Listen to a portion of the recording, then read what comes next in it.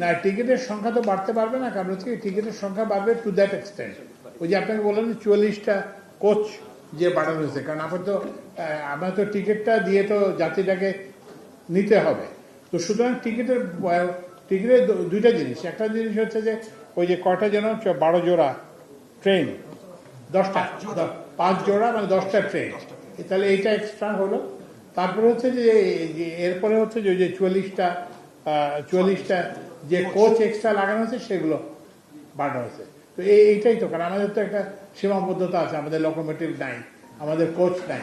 তার মধ্যেও আমরা এই যে 5 জোড়া নতুন ট্রেন চালু করছি, 44টা নতুন বগি কোচ সংযুক্ত করছি, এর ফলে কিছুটা ইয়ে হবে।